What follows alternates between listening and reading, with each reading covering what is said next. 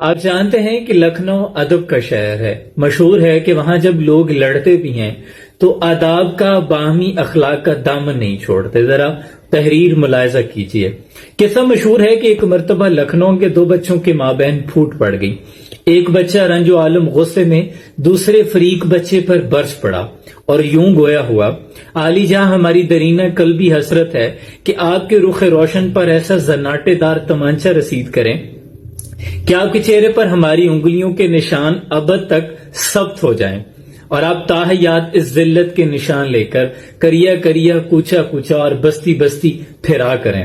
اب دوسرا فریق بچہ بھی چونکہ لکھنؤ شہر سے متعلق تھا، وہ یوں گویا ہوا، جان عزیز ایسی لاحاصل خواہشات کو اپنے دل نادار میں جگانے پر گویا ہم محض مسکرا سکتے ہیں۔ ہم چاہتے تو اس رن بیتاب میں لفظی رسہ کشی کرتے ہوئے آپ کی عزیزم ہمشیر گان اور آپ کی والد محترمہ کی شان علی شان میں غیر شرعی اضافتیں کر سکتے تھے، مگر ہمارے والد بزرگوار نے ہمیں ہر دم اخلاقیات کا دامن کبھی تر پکڑے رہنے کا حکم دیا ہے، ورنہ ایسے نہ شائستہ اور نہ زیبا کلمات ادا کرنے پر ہمارے ایک ہی ہاتھ سے آپ کا رخسار مثل گلاب لال ہو جاتا۔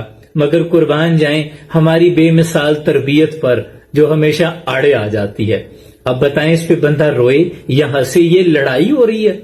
اگر کوئی بندہ پنجاب سے تعلق رکھتا ہو اور یہ لڑائی دیکھے تو یقین مانے وہ کہے گا کہ ہم بڑی محبت میں بھی ہوں نا تو اس طرح بات نہیں کرتے۔ حضرائے تو فنن، سلامت رہیں، اللہ مسکراہٹیں سلامت رکھے۔